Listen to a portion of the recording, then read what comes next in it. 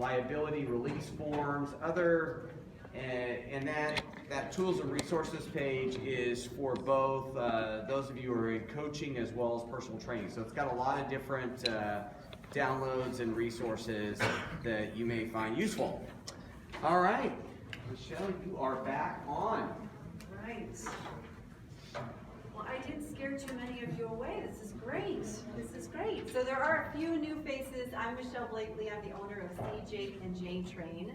We help personal trainers and studio owners with the business side of what they do. If you have any questions about me and my background specifically, feel free to shout it out later or talk to me about it. But let's get focused right on you guys, okay? So again, I said this before, but I'm going to say it again for those that weren't in the room. I want to give a huge thank you to the National Strength and Conditioning Association for this opportunity to share what I care about and do my best to help. And also to Renee and Chris and Scott for all of their hard work in putting all this together. And Heather Wood back at the main offices, she's always a huge help when we as presenters have questions and things that come up. I also want to thank my clients. So C, Jake, and Jane Train clients, the trainers and studio owners that trust me with their questions, right? A lot of times the things we're talking about are tough things, right? It's not, oh my gosh, we're making so much money, we don't know what to do with it all, right? A lot of times it's that disclosure of we're having trouble or we need help or there's this sticky situation. And I really honor and appreciate that they extend that trust to me and allow me the opportunity to help. And I definitely want to give a thank you to you. Part of my mission is to raise the bar of professionalism for our field. I said it in the last talk, we have a higher turnover rate than the restaurant industry, and that's affecting our reputation and people that are willing to trust us with their healthy living and improving their lives, right? So you guys being here, raising the bar for yourselves, striving for something more, making an effort, giving up a Saturday to come for continuing education units are part of that change, right? It's one person at a time. So thank you, and please pat yourselves on the back for being here and for doing that. So as I said before, I'm here to help. That's always my effort, so hopefully that lands right. In terms of this talk specifically, primarily what we're talking about today is money, right? Revenue, retention, referrals, and then we're hitting on some marketing key points, as Chris recommended when I was coming up with ideas for this talk. But it's really about money. So a little bit about me. I am an accountant's daughter. I did do all the books for my last company, and now I have wised up. I have a bookkeeper and accountant that do my books for the new company. But the important key was I know how all of that works, and I think that's really important. I do love numbers, but I understand those of us that really would rather shy away, okay? I come at it with a voice of empathy, not scolding or boot camp instructor. I was in an accelerator, which is a very unique experience. It was an honor to be selected. They took a look at my business and they said, wow, this really has potential to take off.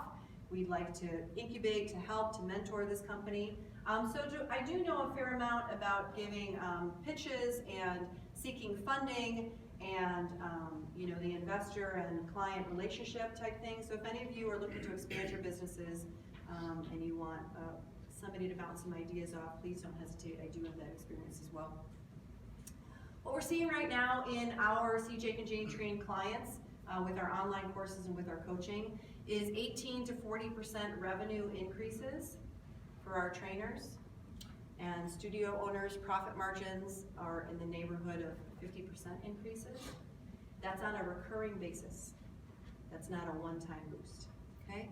And the ROI, return on investment, is about 35 days for our trainers. So they invest in the course, and within 35 days, they earn that money back. I'd love for you to buy the course. That's not why I'm telling you that. I'm telling you that because I come from a place of data, and I come from a place of is this delivering results? And if it's not, that's not what we're gonna do. We're gonna do something else, okay? Today, it's really gonna be 4 buffets of information. So I want you to take what works for you and just leave all the rest. We've got these gorgeous munchkins over here. This is why I do this, right? To provide for my kids and lead by example for them and make sure they know they can do anything they set their mind to. All right. KISS, who knows what KISS stands for? Keep it simple, silly. Keep it simple, Sam, right? We're gonna be PC today. What are we gonna do? We're gonna talk about revenue. We're gonna talk about retention. We're gonna talk about referrals. And we're gonna talk about branding and social media. And just a side note, the branding and social media is something I fumble through. So knowing what I'm good at and what I'm not, I went to my marketing director and my social media director, and I had them give you the great advice there, so it will be quality. Money doesn't make you happy, but it does make you comfortable. It allows you to extend the good you do beyond your physical presence. Does everybody agree with that? Yep. Right? It doesn't make you happy. It does make you comfortable. And it does make other choices easier. And it does make more of you get out to the world. And if we believe you're good and you have great things to offer, which you do, we want that. Okay? I got some book recommendations at the end. If you like a daily boost, which, come on, we're personal trainers and strength coaches, we love this kind of stuff. The Quote of the Day podcast is pretty fantastic. Does anybody listen to it? Anybody know it? It's great. It's like 5 minutes, 7 minutes, 12 minutes. An inspiring, motivational speaker on your commute into work. It's great. Check it out. Okay, so we're gonna do a little workshop moment here. All right. I want you to think about what in your life influences you regarding money, right? So we're in the helicopter right now. We're taking a big picture view, okay? So close your eyes, please. And take 3 deep breaths.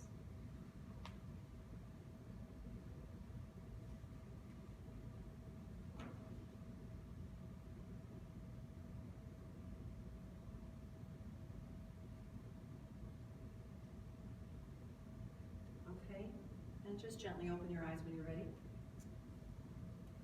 I'd like you to grab a pen and write down all the phrases you can think of about money that speak to scarcity. There's never enough. I don't know how I'm gonna pay my bills. I hope this credit card doesn't bounce. I hope I'm not embarrassed at the checkout. How am I gonna pay my trainers? I can't believe my brother's asking for money again, right? Any messages you have, big picture, small picture, your life, or just in general, I just want you to write down about scarcity. Just go, no right or wrong, just write. Scarcity. It's too little, not enough, not gonna make it.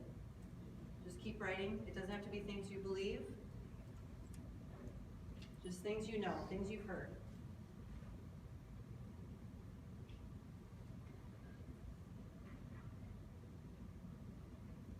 Okay, stop. Change gears. Same exercise again. I want you to write. Again, we're not going to share this. Nobody's going to know this. Just stream of consciousness. Any thoughts you have about money in the abundance camp. I am going to make that $250,000 revenue goal. I'm so glad we've got 8 months savings. I'm so proud of myself, I paid off all my credit cards. You know, whatever it is for you, whatever it is for you, things you've been told, things you've heard, phrases you know, abundance with money.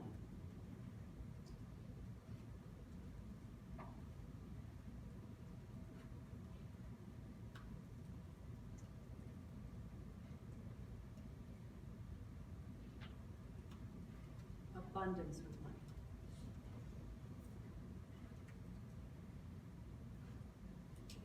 Okay, and stop. All right. So So take a look at your lists and number how many you have on each side. And just note, do you have more, was scarcity easier or was abundance easier? Abundance was easier. Okay, great. Was scarcity easier for anyone? Scarcity is usually easier for me. I'm usually like, ah. Okay. And then I want you to look at them and how many of them are messages you send yourself on a recurring basis. And I want us to really think about big picture in terms of money, right? Because we can get into the nitty-gritty as much as we want. But if our fundamental belief system is that we don't deserve, or we can't, or it's not possible, or we shouldn't, that will find a way to sabotage us. No matter how wonderfully I lay out what your cash flow should look like for you. Okay? So take a look at that. And then, if you feel like you've got a deficit, if you feel like you have too many scarcity thoughts in your head, self-talk, find other influences, right? Listen to audiobooks that talk about how it's possible. Listen to podcasts. Surround yourself with people that have overcome odds. Surround yourself with people that live a financially healthy life. Talk with friends that you can be candid and real about with money without judgment, okay?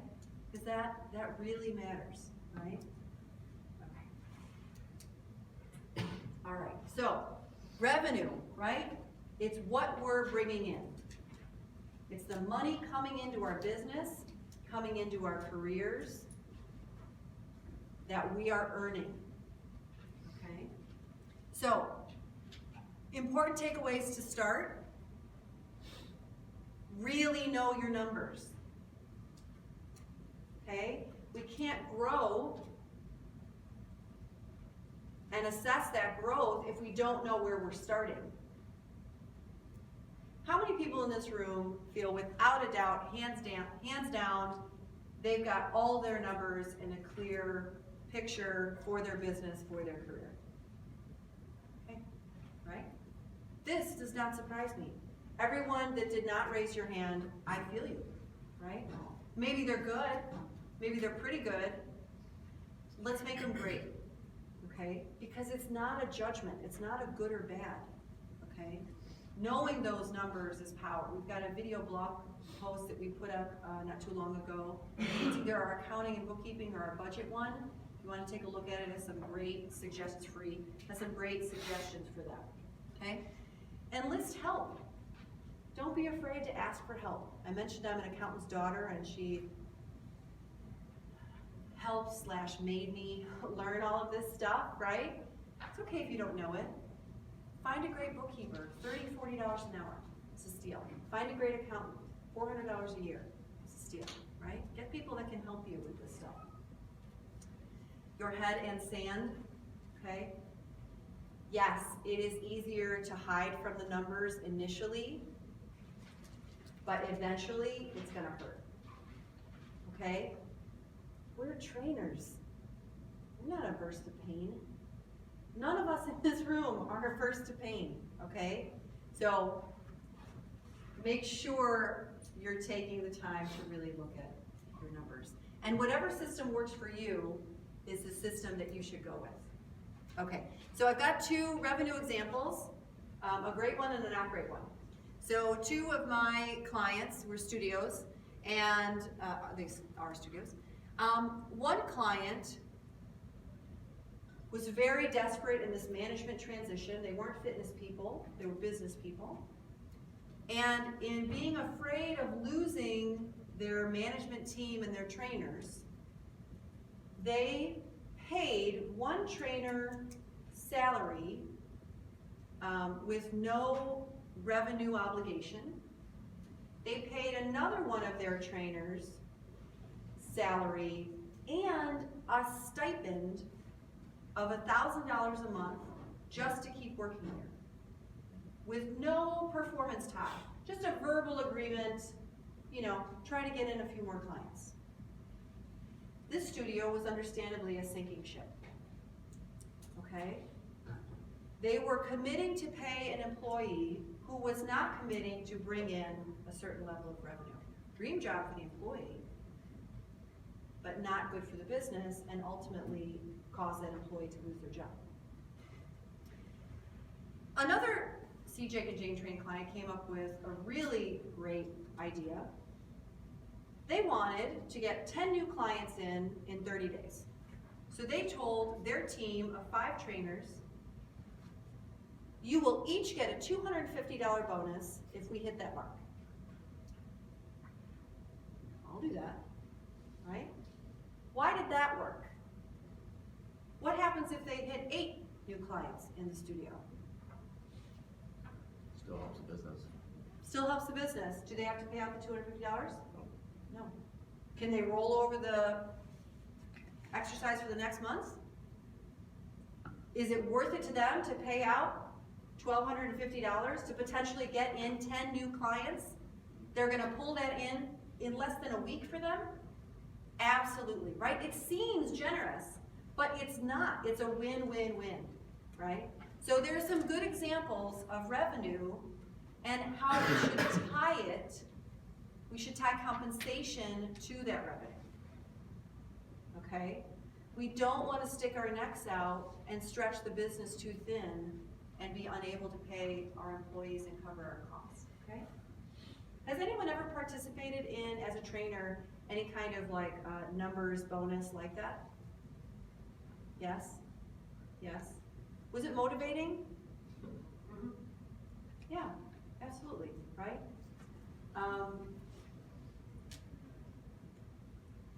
All right, so communicate your numbers to your team. There was an expert, I speak for club industry as well, there was an expert, Nick Cirillo, he's in the pizza industry. And he talks a lot about working with millennials because some people struggle with that. He thinks they're absolute gems, he loves working with them. And he advises that you tell your teams all your numbers, right? You can choose to tell your teams what you want or not, but I do think he has a point. If your team doesn't know that the monthly nut for the studio to cover rent and expenses is $15,000, and they think you're a fat cat taking home all the cash every month, right? That's not the right message when you haven't written yourself a paycheck since January, okay? So communicating your numbers to your team as much as you feel is appropriate, as much as you feel comfortable with, is a great idea in terms of revenue, because it can empower your team to work for you more. And if you're independent, it can empower you to shoot for your goal. I think this is really important. Listen to your trainers' financial and career goals. Some clients have been really overwhelmed when they hear their trainers want to make $100,000 a year. How many of you know trainers that are making $100,000 a year? Okay, some of you may be those trainers. I don't want to put you on the spot. I think it's wonderful. If I own a studio and I've got a trainer that wants to make $120,000 a year, fabulous, right? Because then we can work together so that the clients, the trainer, and the studio are all benefiting, okay? I'd also invite you to think outside of the box, okay? Maybe they want compensation that's a cost to the business. Maybe they really want to go to the NSCA's national conference in Vegas. Well, that's a business expense for you, right, as the owner. Or you are maybe the employee of your own company, right, and you really want to do that, okay? And that's your reward for bringing in 10 new clients that first quarter, okay? All right, in terms of revenue, has anyone seen this show? It's deplorable, it's horrible. It's called Unreal. Oh, I'm the only one that's seen the show? Okay, all right, it's terrible. It's like a scripted show about reality shows, okay? It's how terribly everyone behaves. Terrible, and it's like a train wreck, and I just couldn't stop watching. But anyway, they're very phony, right? So phony. Everybody's working an angle, everybody's trying to get fame without talent, okay? I have that picture up because I want to encourage all of you to be real, right? I believe in the niche, or niche, depending on how you say it, okay? Know what you're good at, know what you care about. I suppose I could learn how to help someone be a better body fitness competitor. That is not what I'm good at, right? I'm great at the business side of training. I was great at helping my professional, overworked type A clients live healthfully, okay? Know what you're good at and be that. Because we all know what it's like to be around phony people and be people pretending to be something they're not, right? Bring that to your business, okay? In terms of niche, my other sell is a lot of us shy away from having a niche market, having a really specific population of people we work with or specialty, because we think, oh my gosh, that just whittled down my clients to next to nothing, okay? It actually doesn't work like that. You become more of an expert in your field, okay? You become more sought after. My brother had this crazy disorder where part of his jawbone kept growing. He was 35 at the time, I think. Just kept growing to the point where he couldn't open his jaw. So they had to have surgery and have a titanium piece put in his jaw, which he was super excited about going to airports that because he thought he'd have to like set off the alarms all the time and show his past that he was built of titanium now. Kind of a sci-fi nerd. But anyway, he had a physical therapist, of course, after this. She was the only physical therapist in Chicago that specialized in that kind of physical therapy. All the surgeons sent everyone to her. She was slammed with work, right? But you would think specializing that much would limit you. It doesn't. It works the opposite way. And be good. Be good at what you do, okay? I was at a counter shopping for lipstick, and there was only one counter. This is a different story. I was shopping for makeup. There was only one counter that was honest with me about the product that I wanted. And she kind of offended me a little bit at first, and I left. But then realizing she was the only one that was really telling me the product that you're shopping for doesn't exist. You need to buy 2 products. Right? She knew what she was talking about. She cared about getting me the right thing more so than she cared about making the sale. I, of course, went back and bought from her. So be real, be good at what you do, and go with the niche. Are any of you thinking about things that you really care about in fitness, but you don't really commit to just pursuing that? Or is there anyone in the room that does practice a niche right now, right? You only train MS patients. Great, what's your niche? I work with youth wrestlers. Fabulous. Boys and girls? Yep. Wonderful. Wonderful. And how busy are you? It started with 1, and now I've got 5 and no room to train them. So of the age, gyms won't take me, so I'm trying to create my own gym out of my garage. Okay. Okay, call me. We can brainstorm if that helps, okay? Right? So, were you a wrestler? Nope. Okay. My son started. Ah, there we go. I did strongman for years. So Yeah. just kind of fell in and got certified and Got it. blew up from there. Right, okay. What do parents care about more than their kids? Nothing, right? So it came from a place that, if you do, tell no one. Right? It came from a place of care. It came from a place of real. Okay? Go with that. Go with that. Okay? All right. Who was in my last talk? Oh my goodness gracious, before things, right? So I'm going to say it again. Okay. Take your intake seriously. All right? In terms of revenue. If you have an assessment that is paid for, Chester, is that right? Chester asked me afterwards, do you charge for that assessment? And I said, yes, sir, yes, you do, right? Take your intake seriously, all right? It's gonna help your sales process and it's gonna communicate that you are a professional to your potential client, all right? If you have questions about that and you weren't in the last talk, ask me, okay? And realize this, intake equals impression. right? You never get a second chance to make a first impression, we've all heard that, okay? That intake process, that first email communication, that first phone call conversation, that first assessment, that form that they fill out, paper or pen or digital, that follow-up thank you, that all leaves a really big impression. I had a former client, I was single at the time and dating, and she said to me, start things off how you want to finish them. I was like really naive. I was like, what do you mean by that, right? She meant, you start things off in dating this man the way you want to finish it. If you want him to open the door, if you want him to call you every evening, if you want him to, you know, plan dates, whatever it is, start it off how you want to finish it, okay? In terms of your business, I think the same holds true. Start things off how you want to finish them, right? Don't kind of fumble into your training relationship. Start it off showing them you're the leader and you take this role and this profession seriously, and you take their investment in your services seriously.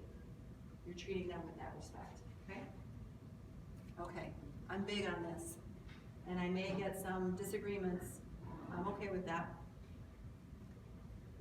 Personal training is a high-end service. We can find ways to make it more affordable for our clients, but it is not a budget price service. It is not, as much as I love it, the $3 car wash. It's not. It's tailored, it's customized, it's one-on-one attention. When it's done right, it needs to come from a professional who has a lot of knowledge that they worked very hard to obtain. It is a high-end service, okay? Has anyone worked at a facility where they really cut the prices for personal training? Like $50 an hour? $50 an hour, $40 an hour, okay? I've seen some park districts, $35 an hour, right? I don't know how they're paying the trainer, I don't know how they're keeping people in, okay? We are enormous problem solvers. Does the United States of America have a problem with obesity, Yes. medications, quality of life as we age, health conditions that could be positively improved with better exercise and diet? Yes, right? What do? We solve those problems in a very safe, healthful, realistic way, with all kinds of other exponential benefits. We are solving an enormous problem. Your trainers, or you, must understand your worth. You can't price yourself as a high-end service if you don't believe that you are a high-end service. Okay? We have something in the 9-week turnaround course. It's just a grocery list of 100 benefits of exercise with the links to the research, the data that made that statement true, okay? Read it, ask me for it, I'll send it to you.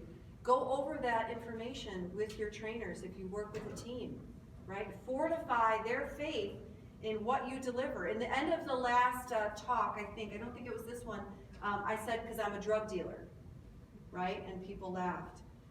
I really am a drug dealer. You're drug dealers, right? When we exercise people healthfully, there is all kinds of chemistry happening in their body being released, right? Because that exercise took place, okay? So believe in what you do. You are not your customer. Does anybody know what I mean by this? Put yourself in the customer's shoes. Say it again. You gotta put yourself in the customer's shoes. You've got to put yourself in the customer's shoes. That is an excellent point, a little bit different than what I'm saying, but listen to that, that's a great point, yeah. You know, they don't have the mindset that we do, right? Exercise is easy for us, it's something that we do, right? Yep. For most people, it is not. They're the 80% of the population talking about in the United States. Yeah, right, so he said, they're not us, right? Exercise is what we do, exercise is what we know. I'm looking for one more kind of piece to that picture you guys have painted, which is so great. In terms of the buying process, in terms of the shopping process, you are not your customer. I've worked with many personal trainers, especially those that are a little bit more starting out. Oh my God, you want me to charge what? Recurring? Monthly? What? I couldn't afford that. Yes, you're not your customer, right? When we own the service that we're delivering, charging a customer $480 a month to meet with me twice a week for 25 minutes, when I'm solving a huge problem for them, is a steal. But if I look at it from that former professional starving artist dancer mentality or new up and coming personal trainer who's just trying to, make rent, it seems like too much, but that's not it. You're not your customer. Remember, you're solving a huge problem for your customer.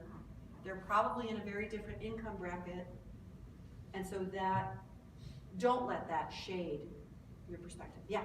How much do you think demographic plays into that though? I mean, for example, we're in a high dollar area, our facility, and Yep. so we know what we can charge based on the demographic professionalism that exists around us. Do you think that where you reside makes a difference to some degree?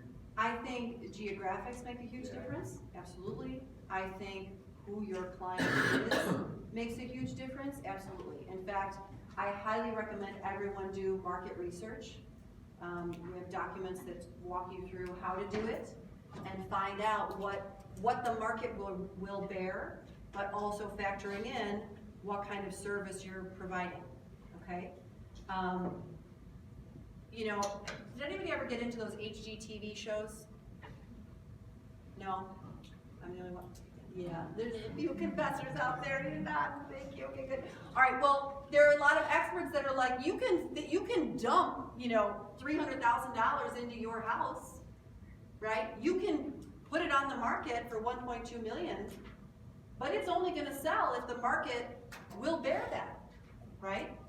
So that's, on the flip side, that's the other factor in how we price our services, right?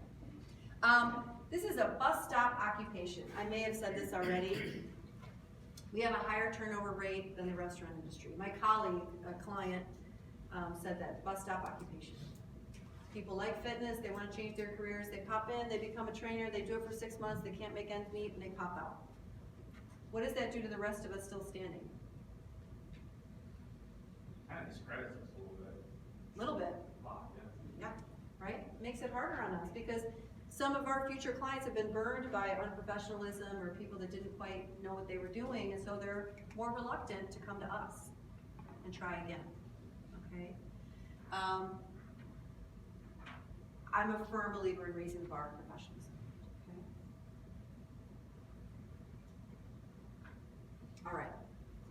We're a goal-oriented field. How many of us in the room were athletes? You could hear the arms go up, right? Okay, right? Sport teaches us to set goals, to have a plan, to train, okay? How many of us start the intake process with learning what our potential clients' goals are, right? Do we really sit down? Yeah, Deborah. No, I was just. Oh, you do, great, wonderful, Deborah does, okay, good, yeah. Forgive me, I'm sorry. Why do we do that, right? We need to do that, right? We need to have a plan for them, okay? All right, so we're gonna do a little workshop moment for ourselves. It works with our clients, it's gonna work with us, okay? Same thing again, I want you to close your eyes, please. Take 2 full deep breaths in and out.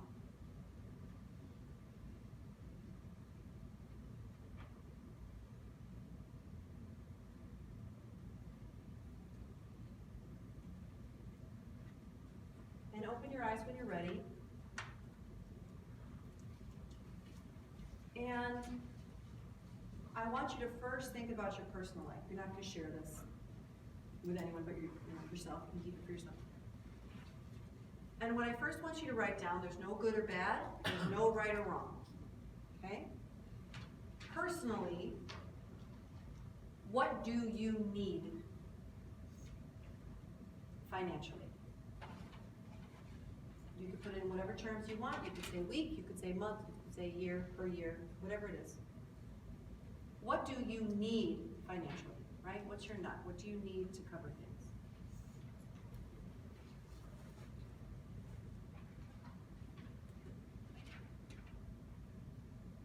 Okay. Second question, in terms of you personally, financially, what do you want?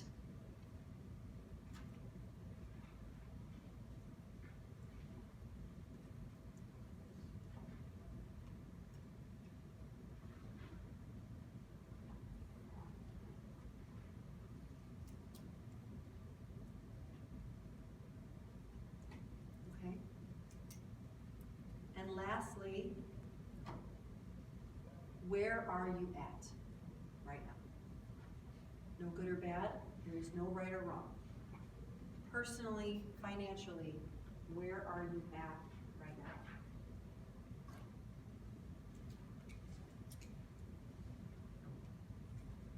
now? Okay, put your pen down, we're gonna take one more full deep breath with our eyes closed, one more.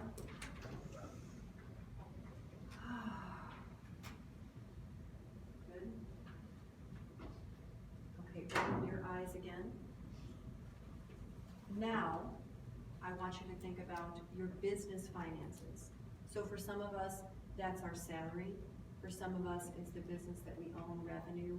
For some of us, it's the revenue for the team that we organize or the business we own with multiple employees. Okay? For that business, what do you need?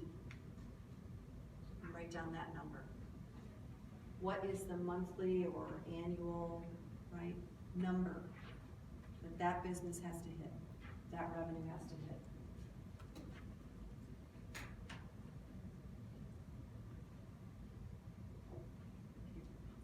Next question. For that business or that career or that salary, what do you want? There is no right or wrong. There is no good or bad. This is your number. What do you want?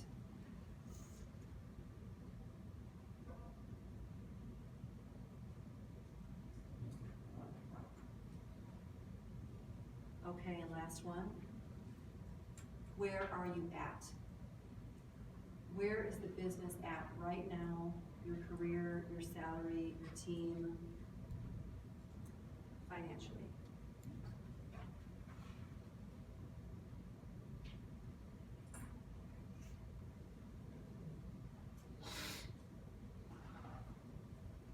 So it's imperfect. It's just numbers pulled out of our head, but it's a start, right? To know where we're at, know what we have to hit, and know what we really want, and own what we really want, okay? There are trends, you know, between men and women in finances, of course, but we're all individuals. And some of us have a harder time with owning an aggressive or lofty goal, right? Some of us have a harder time admitting where things are really at right now, okay? But you just push yourself through it right now, and you can take that with you. Put it on your mirror in your bathroom, whatever works for you, okay? All right, so in terms of revenue, I'm a big believer, here's some ideas for those of you that organize teams, of efficiency, okay? I'm a big fan of small group training, semi-private training, partner training, right? Wherever you look at that. When it's done well, when it's done right, when there's a proper intake, when there's proper reassessment, when there's a top level trainer in charge, you don't put your most junior trainer in charge of groups, you put your most senior trainer in charge of groups. It's really a win-win-win for the business, the trainer, and the client, okay? Half-hour sessions. I only train half-hour sessions, okay? I get a lot of pushback on this from certain people that really like their sessions the way they like them. That's great. You do you, right? Half-hour sessions translate really well. When you have a branded company warm-up that's taught as part of your intake process, we get sleepy, I'll show you how to do that. That's done before they meet me. Stretching is done without me. That's not the marrow of what I'm good at. I'm good at strength training. I'm good at program design. I'm good at changing things on the fly when you come in and you tell me you sprained your ankle 4 days ago. Yeah, I can stretch you out, it'll feel wonderful. But really, you know, for $200 an hour, I'm not sure that's the best use of either our time, okay? So I have very specific opinions about things. Hopefully some of these ideas work for you. Recurring monthly billing. I gave this talk once and we ended up talking about this for 20 minutes, so we can circle back if you guys have questions about this. I believe in recurring monthly billing. I think packages are dead. I don't think they're a good idea anymore. I think that if you structure your recurring billing well, it serves the client, the trainer, and the business. Okay? Does everybody know what I mean by recurring monthly billing as opposed to packages? Yeah? Okay, great. Question? Yes. Can you explain that a little bit? Sure. So, I've been in the field about 16 years, I think now, and when I first came out into training, you sold packages, right? 10 sessions, 20 sessions, 30 sessions, 40 sessions. Usually the price per session decreased the bigger the package purchase, and generally you purchase the whole package at once, right? One big payment for 40 sessions. That's evolved and changed a little bit over time. What I advise in recurring monthly billing now is the client commits to days and times in the week. It's based on those weekly appointments, right? So if they train Tuesday, Thursday at 7 a.m., okay, that's a twice a week program. And then it's $480 a month, okay? It's roughly based on 8 sessions trained a month, but there's buffer for them because they could actually train more, but they're not charged more. But then that eliminates this whole cancellation, refunding sessions, nonsense, shenanigans. So those are my very specific opinions on recurring billing. Does that make sense? Mhm. Yeah, so they're signing up, yeah.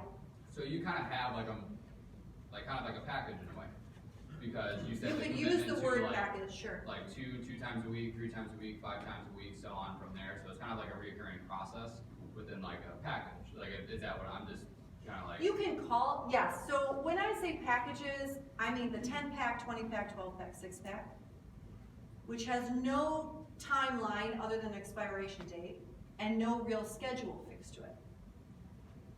Where the recurring billing model that I endorse differs is that it's scheduled for the client and they're committing to that weekly appointment. So it's not, we just step out completely from this counting sessions type scenario and we make it more about what works better for the body and works better for the client. Yeah. And in that situation, you're being paid regardless of whether you being paid is not dependent upon them coming, right? It's dependent Correct. upon the commitment. Correct. But if I'm doing a poor job, or I'm not motivating them, or I'm not a great trainer, or I'm not enjoyable to be around, they're gonna walk away. And the cancellation policy that I recommend is at any time. After a 3-month commitment, you can walk away at any time. Right, none of this locking people in. Yeah, see, this is why the last talk is going on. It's an interesting topic, because I've thought about it before too. So, like, they've been asking, so if someone doesn't show up, Who is they? well, I think you mentioned like Oh, other people, sure. well, I you thought you meant your mentioned that, you still get paid whether they're there or not. So if they're committed to 2 days a week for a month, 4 weeks, 8 sessions, and they're coming, twice the first week, twice the second week, oh, I can only do once this week, so either they get charged or they can make it up for 3 sessions on the last week, 4th week. No, I don't have the makeup policy. So it's like if they're not there no matter what, they get charged. How am I helping my client? By taking them through resistance training workout. Yeah. And if they're not there, Will the body let me cram? what do you mean? Like, cram. Could I cram 8 in that last week if they don't show the first 3? Guess you did. Do you think? Not Okay, we're gonna find out what kind of trainer you are. Do you think that's advisable 8 sessions a week? for an average Joe or Jane client? No. No, right? I mean, what I've recently done with my sessions is I was doing the packages. Do you feel, like, I get it, like, do you feel like we are resistant to change, and I completely understand why, and I think these are all really valid questions. Yes, please. Yeah, and, I was doing the typical packages where it's Yep. like, all right, you pay for a month at a time, and then, you know, you use them when you use them, but then Right. people will get on you about canceling. Yeah. And I would usually do a 24-hour cancellation policy. Yep. But if an emergency came up, I was understanding about that, but now I've just implemented a new system, I wanna make a comment about that when you're done. Yeah, go ahead. which is you pay for 4 weeks of sessions, and you get 5 weeks to use them, so you get that little wiggle room. So if they go out of town or get sick or something does come up, they're not gonna get charged, but then they only have that 1 week makeup time. So it's like, So when do they Not that renew? strict. Do they renew at 5 weeks, or do they renew at 4 weeks? Do they take a week off if they didn't no, they miss? would still do it 4 weeks. I just started. So the really consistent clients are actually not getting a benefit, and the really consistent clients are your dream client. Yeah. So you're penalized, I'm not being hard on him. I am so proud of him for even going through this process. I have so many trainers that, don't even get to the, think about it process, and I understand why. So proud of you. But just being, really kind of curt almost in a way, then we're penalizing the client that's super consistent, which is our dream client. That's what we want, right?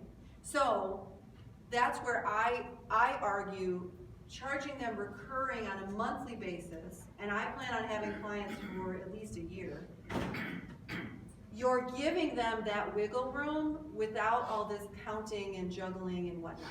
Because there aren't 48 weeks in a year, there's 52 and a third, right?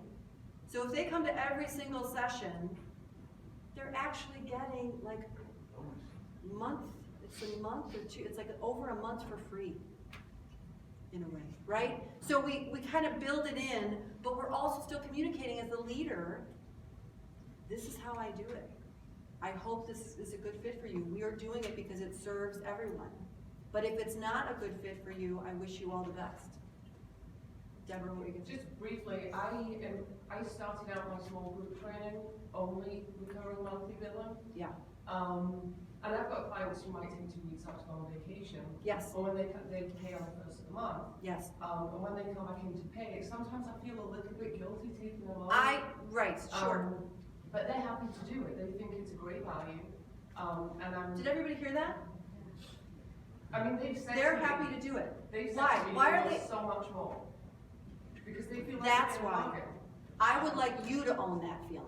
And my personal training, I'm going to move to monthly billing. I've had a couple of clients ask me, just tell me how much it's gonna be a month. They don't care. Right. We're not our client, right? Yes.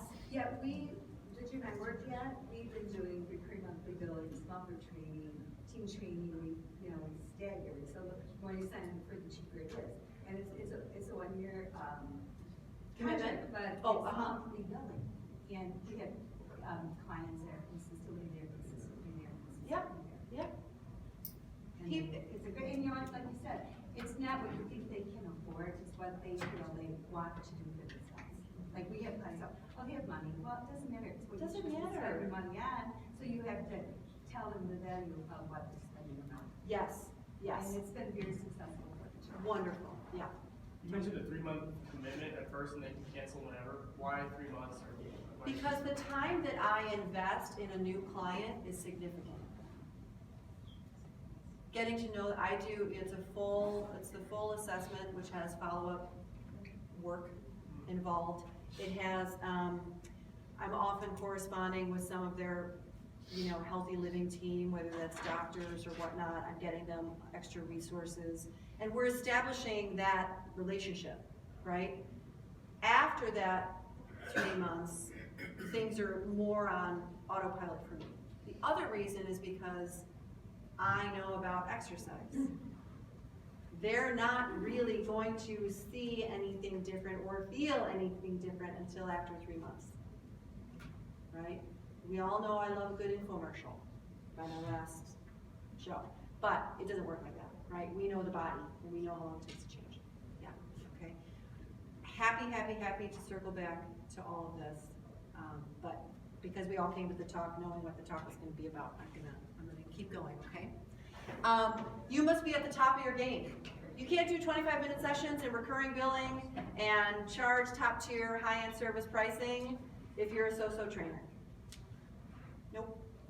Just be really great, okay? Which everyone in this room can or is.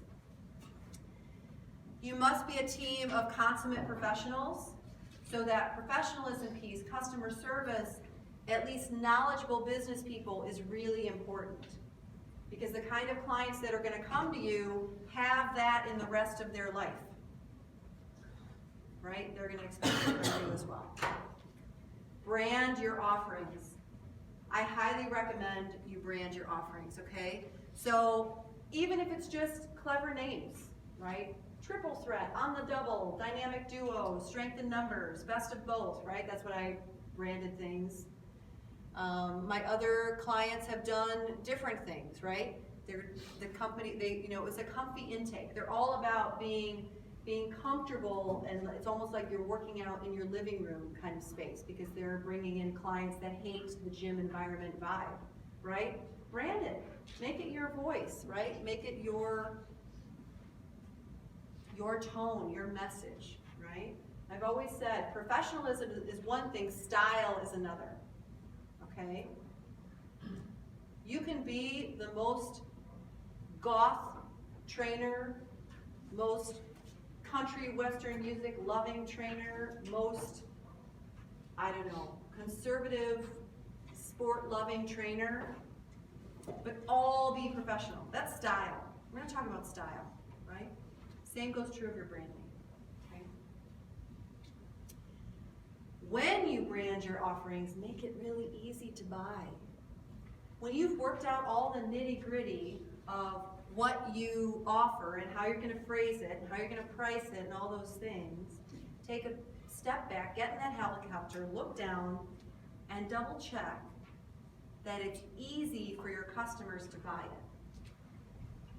I've seen some offerings, pricing scenarios where it's so confusing for a non-fitness person to try and figure out what it is they're buying, that they just buy the simple one. They don't necessarily buy the right one for them, okay? And again here, practice with your teams, practice with a friend on talking about what you offer, okay? One client broke it down, I believe you made this comment, into number of times per week. And then they talked about what offerings could fit them, right? Do what works for you, but make sure it's easy to buy. It's easy for them to understand what they're getting, okay? Okay, switching gears. Customer retention, right? Was anyone a fan of The Office?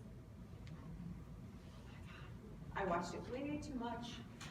There's an episode where Ryan and Michael Scott are talking, and he went to business school, and he says, is it more expensive to obtain a new client or keep an existing one, right? And of course, Michael Scott gets the answer wrong.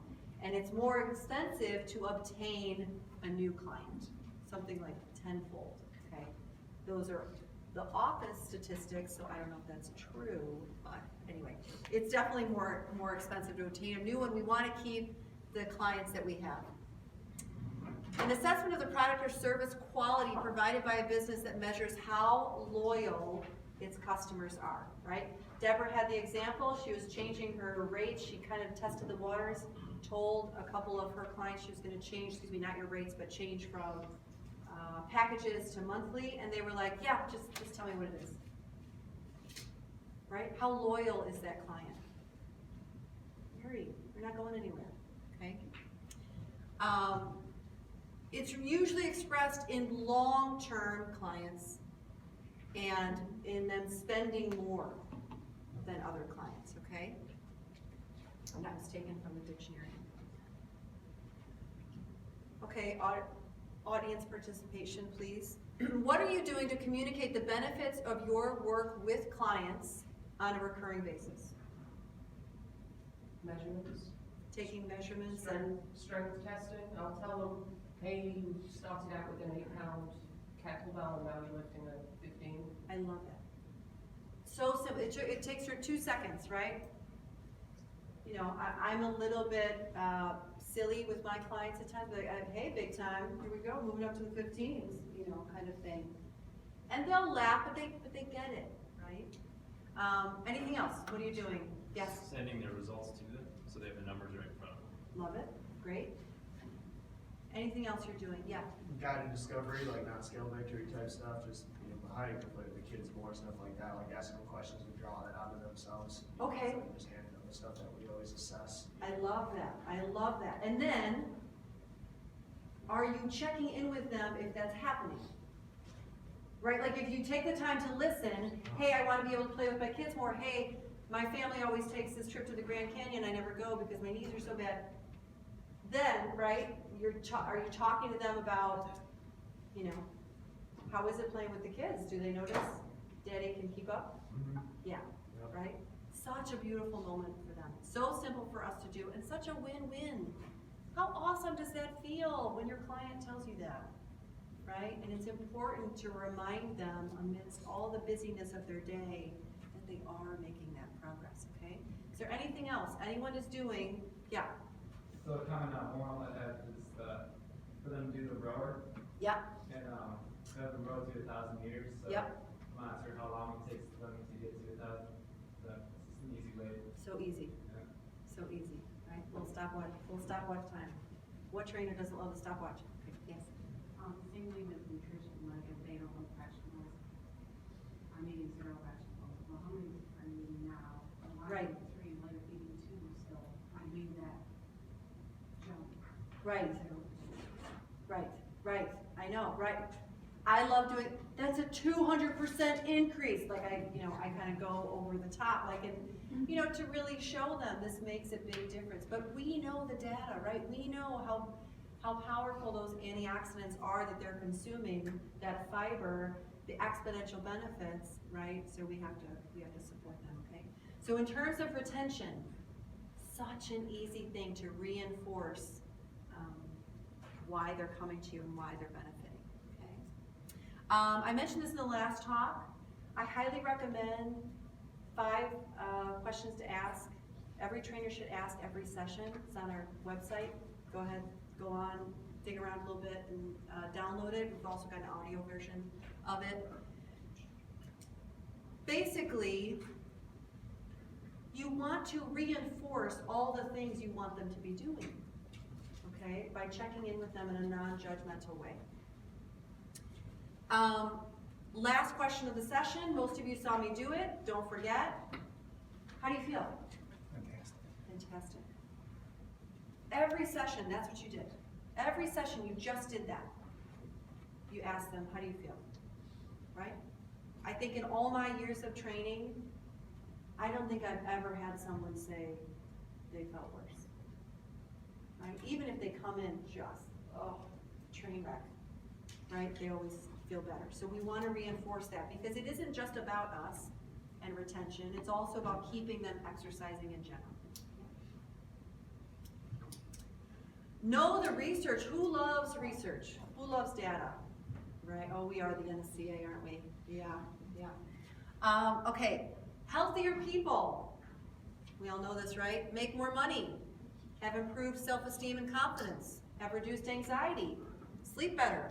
They can give more to the people that they love. They have more effective personal, effective personal training empowers all that's in their lives, right? Miriam Nelson has one of my favorite quotes. If exercise were a pill, it would be the most prescribed medication in the world. You deliver that pill, okay? Communicate that with your clients. So if they aren't feeling the benefits quite yet, because it takes a little time, they're reminded, right? Because exercise is also a subtle change, okay? And sometimes when we feel better, we don't really, we're like, yeah, I feel a little better. But it takes a minute of pause to notice it, okay? make sure you're communicating that. Switching gears a little bit, what are you doing to say thank you to your clients? 80% of you are now thinking, oh, when they send a referral my way, I send them a thank you gift. Is that what I mean? What are you doing to say thank you just because? Okay? How many of you have dated someone, married, partner, what have you, and they surprised you with just because sweet thing? Right? Got your car washed, took the dog for a walk, surprised you with dinner, did the dishes, right? I'm clearly a very practical person. Maybe you have more romance in your life. I don't even own a dog, but that seems romantic to me. We want to apply the same concept. We do not date our clients. It's a whole other talk I do on ethics and behavior and training. We want to do the same thing for our clients. Has anyone done anything like that? Okay, great. Yearly anniversary cards. Yearly anniversary cards. Okay, but that's an anniversary. I like it. What about just because? Oh, we do that too. If a client tells us they're having a rough day, just a thinking about you card. Oh, that's nice. Something goes wrong with the family, something that's unrelated to fitness completely. Yeah, so that's a sense of community. So what he said, I don't know if you can hear it back, something goes wrong with the family, if something happens, right? They pull together and they send a card or extend a message, right? Absolutely. There were a couple other hands up. Robert. We take a client to brunch every month, because brunch is fancier than lunch. So we go to brunch, but we'll just pick any client. Most of my clients are couples, they're husbands and wives, so we'll take both of them to brunch. I love that. So we do just pick somebody every month. How do you feel that influences retention? Really good, because it's nice to, you get used to seeing, we always joke, we're like, it's so nice to see you in clothes, meaning like, yes! fitness clothes. Right. So you get into wherever we go and they're dressed normal and we talk about dogs and life and grandkids, and it's outside the gym talk, so it increases the relationship. Yes. Quite a bit. Yes, yes. And because he's doing it with everyone in the facility, right? I mean, you're rotating, but because he's doing it with everyone in the facility, it's a unified system, right? It's not just being friends with certain clients you like. That's different, right? The way that he set it up, it's something the client enjoys and look forward to it, and it really feels like a thank you, thank you for being a client. I really like just having, a trainer's favorite snack, right? Just a big basket of Kind Bars. Yep. Thanks for being part of our community. Take one, right? Hot coffee that morning for everyone. I like food a lot. Right? I did my strength in numbers class. Everybody showed up. It was perfect attendance. I ran out and bought this really high-end nail polish for everyone. I didn't even tell them I was going to do it. I was like, hey, here, take one. And they were like, oohs and ahs over which one they wanted. Just because, right? Just because. A basket of cuties, whatever it is. Really makes a big difference. And it really shows them that you appreciate them, because you do. I know you do. Okay? Big one for me on retention, elevate your service before the client requests it. Okay? Not responding to complaints. Take a look at your towels and be like, okay, I'm a size 4 and this barely fits around me. How do my clients showering here that are trying to lose 70 pounds feel, right? About these towels. Could we have nicer towels, right? Be proactive in educating clients about other trends in food, wellness, strength training, clothing, software, devices, right? We love this stuff. This is nothing to us, right? There's a certain brand of socks. When I put them on, I was like singing, like they were so fabulous, workout socks, right? I just bought a pair for all my clients. Because they're great, they love that stuff, right? Please share the brand. Thorlo. Orla? There's 2 names to it. Look up Thorlo, and if that's not. Xperia. Thank you, Xperia. Yeah, he likes them too. You scored ethics. Oh, you did? Oh, okay, okay. You need product knowledge. He's your guy. Okay. Right? Software, right? Which device should I get? Which tracker should I get? Which app do you like? Right? Be that resource for them. Okay, if you're gonna read a fitness article, only read it from this magazine. Right? You become their trusted expert resource. And that affects retention. Okay? My hairdresser knows I'm only gonna spend about 4.5 minutes on my hair when I have my kids. So she cuts my hair with that in mind, and she gives me tips for how to pull it back that's not a ponytail, right? Sorry, gentlemen, I know I'm really only relating to a lot of the women in the audience right now, but, right? I send everyone to her. I'm never gonna go to somebody else, okay? Become that trusted resource. Find room for clients as their needs change. They're coming to you because they're getting married, right? But then their life changed, right? So that life insurance commercial. Be with them to help them through any changes, right?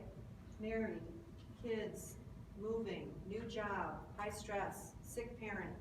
You know, whatever changes happen in their life, their training should reflect that. They need more of you, not less. A lot of times clients will come in and they'll say, oh, things are just too stressful and too full. I need to stop training. A lot of times they want to stop training with you for another reason, but that's the reason they're giving. Clients never tell us why they're really leaving. I have a whole stack of assessments, clients sharing why they left their last trainer. When things get that stressful, I argue they need more of you, not less. You are one of the few things in their life reducing their stress, right? And then branding, which we talked about, make sure that you are branding in accordance with your tone and making it easy for them to buy, okay? So if money gets a little bit more tight, that they know that you offer a semi-private couples or small group training so they can switch. And they don't leave you as a client, they just change within your offerings, okay? Make sure studio owners, team leaders, you're talking with your teams, you're role playing so they know how to communicate this and they know to do this, okay? This is the biggest one. Remember I told you about that stack? Yeah, of feedback from clients that had left other trainers. Write this down. The trainer canceled and didn't show up. I don't even care if you're just an adequate trainer. If you're super consistent and super on time, you're gonna keep that client longer, okay? Be consistent in your conversations. Those 5 questions to ask every session, okay? Don't let the session become a therapy session for you or for them. Keep the topic about fitness. This is great. When I said that, I saw like 3 faces in the crowd go like, you know, right? Because we know, we've been there. Be consistent in your follow through. If you're gonna say you're gonna get them a resource, get it to them, right? Be consistent with your start and end times, right?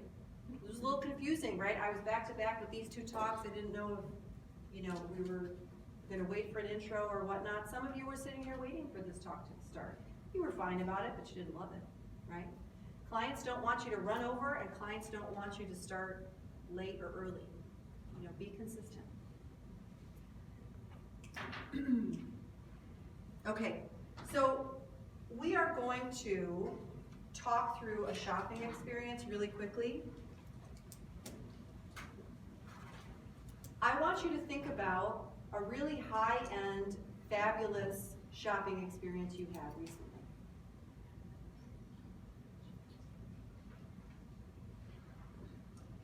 Okay, for me, Nordstrom would be a great example.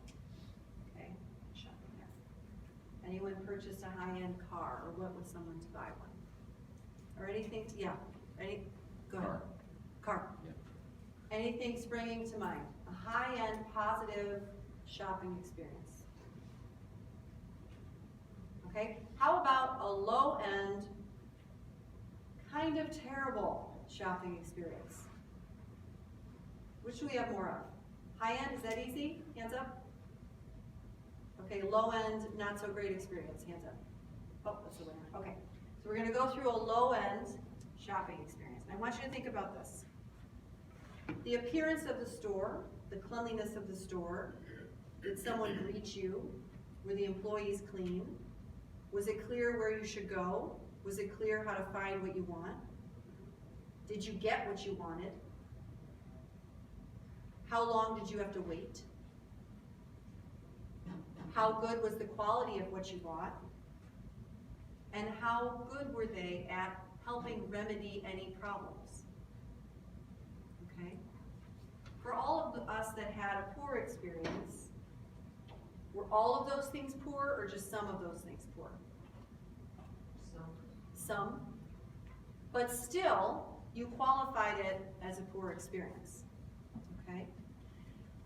I want us to think about what kind of experience our customers are having, because there's potential there. Okay? Things that we're doing wrong, we need to fix. But when we go back through the exercise and we think about a high-end experience, right? We could step up the experience for the client without them even requesting it, okay? Just by taking the time to make it more high-end. And it's not even costly, right? So just a little food for thought on that. Okay, referrals. Everybody know what a referral is? You have a great client, they send someone to you, you didn't do anything but train them well to get it, and now you've got a new client, right? Absolutely needs to be a factor in our stream when we think about the finances of our business.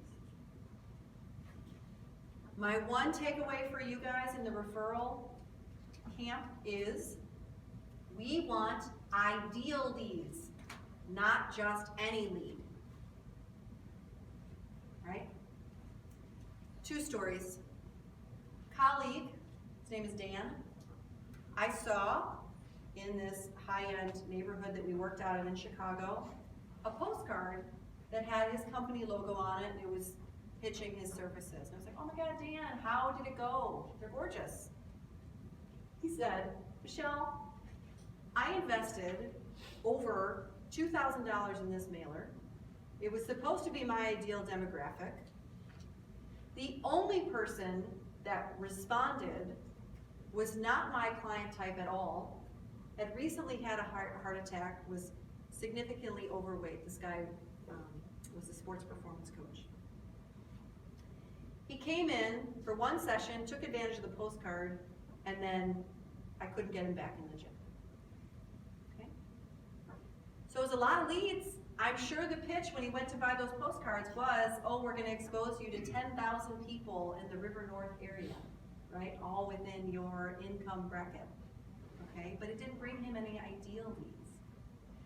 Other story, I'm sitting in the waiting room of my internist office and I'm flipping through like this sort of generic health magazine. I'm like, oh my God, what's Carson's Gym? It's my client. He wasn't my client at the time. And I was like, oh my God, how did it go? You know, how many calls did you get from this print ad that he did? Again, somewhere in the neighborhood of $2,000 investment. The only 2 calls he got, anyone want to guess? Yours was one of them? No, that's a good one. A trainer? Another trainer?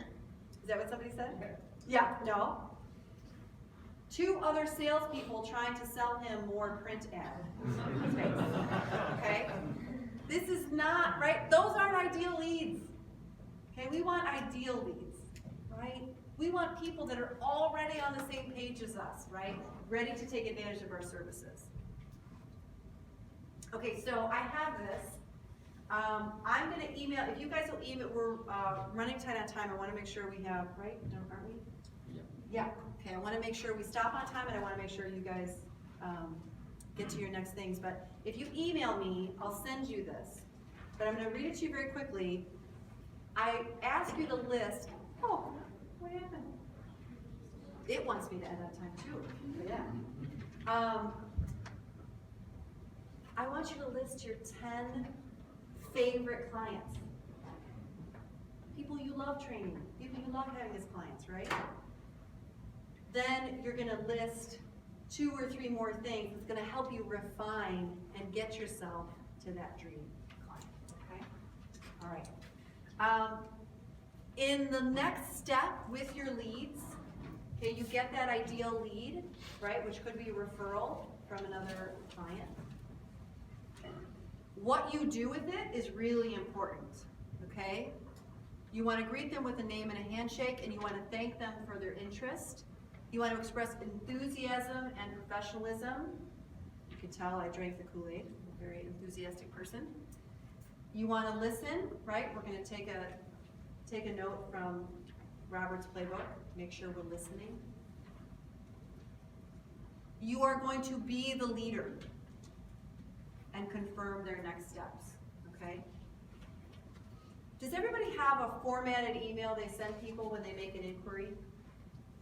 Yeah, okay? I'm gonna tell you all, most likely, make it shorter. Make it easier, what their next step is.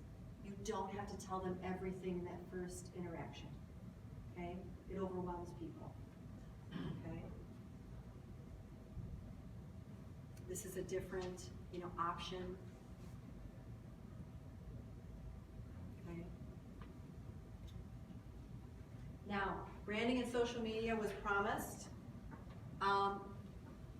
Email me and just write branding email, branding and social media tips, okay? Like I said, I'm doing a fair amount of my own fumbling through social media and some branding, so I hired people that are much smarter than I am in this. So I asked them to come up with these lists for you. Yay! Very quickly, we're gonna go through the highlights, but then if you want the full, info from them, just email me. I'll get it to you, okay? Be an expert, not a know-it-all. Nobody likes condescension, right? Be an authority in your niche.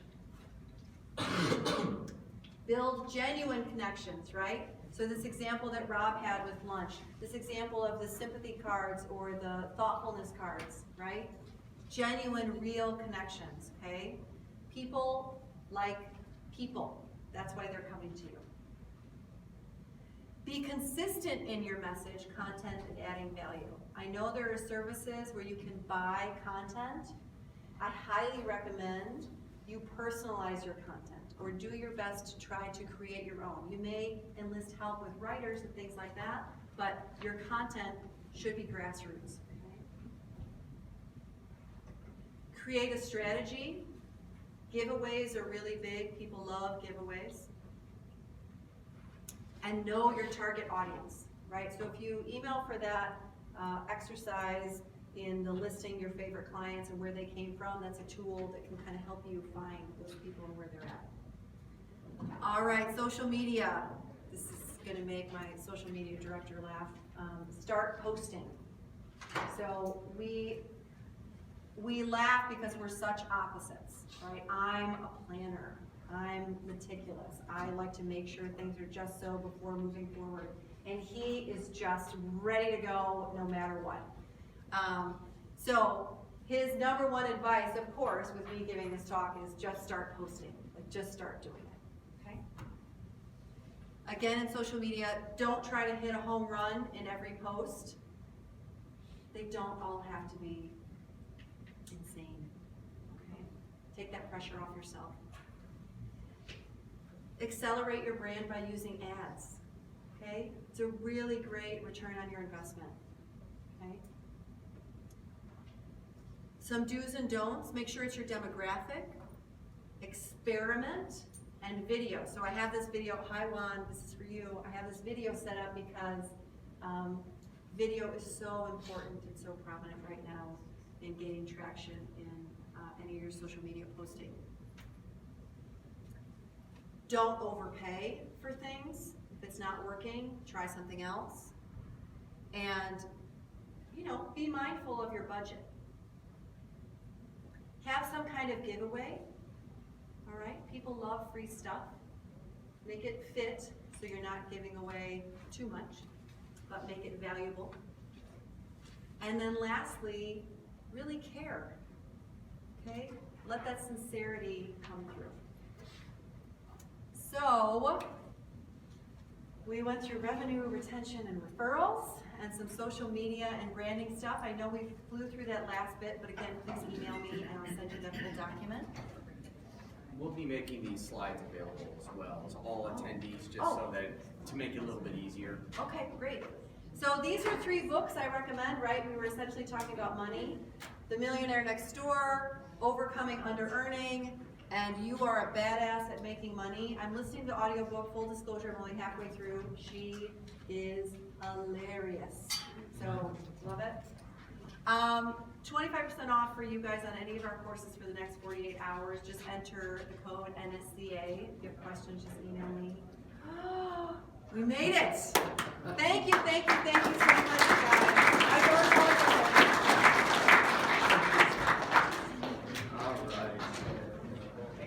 Here are cards. Feel free to take one. If you guys have any questions.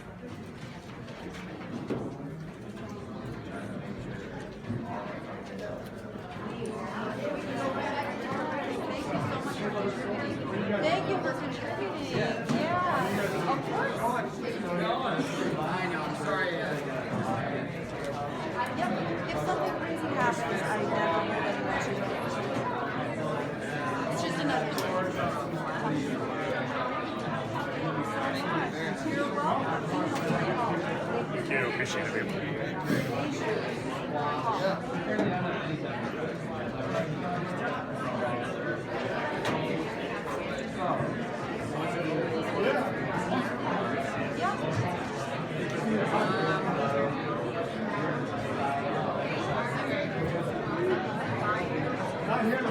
I took one. Depends on the client, it depends on the loan. Right? Will you email me or call me next week and we'll talk? Okay? What's your name? Flip. Shane. Oh, one of my favorite people in high school is named Shane. I'll write that. Okay. Thank you so much. Hi. You were a good sport. I can't imagine. Oh, you're good. Great. No, I'm here to learn, so, I'm just gonna stick up on that. So you said you do like the first every month? I do it when they start leaving. Okay, then it's, so we'll try to fit it. Next week, that's what I was listening to that.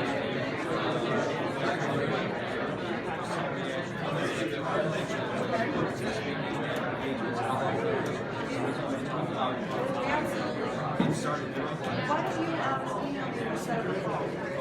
Okay, we'll talk. Yeah. Thank you. Hi, what's your name? Bryce. Thank you so much. I love it. Yes. Great. I used to work this.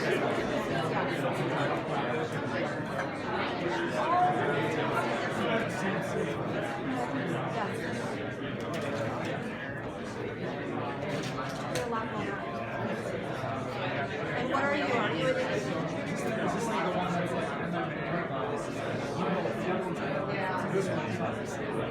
Yeah, and is your question, you're wondering how to structure it, how to move forward? Yeah, so a lot of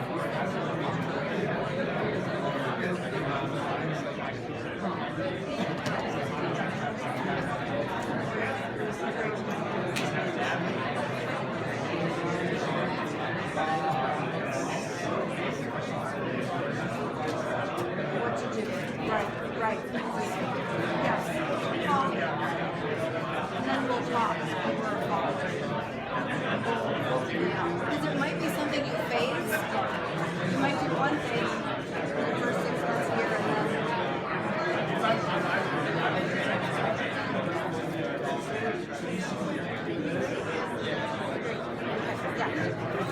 What would be the best way to talk to you about the services that your company offers? Yeah, just call me. Just you know what? Just text me. Okay. Just text me. Okay, thank you. I don't know. I gave the last talk. I think you're gonna be okay. Let me get my stuff out of his way. It's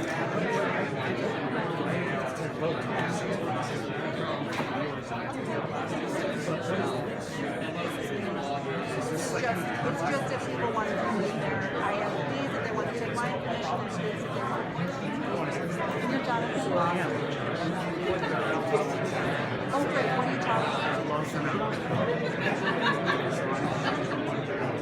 Okay, great. Right? You got different tough spot, right? Love your talk, Jonathan. You'll be there.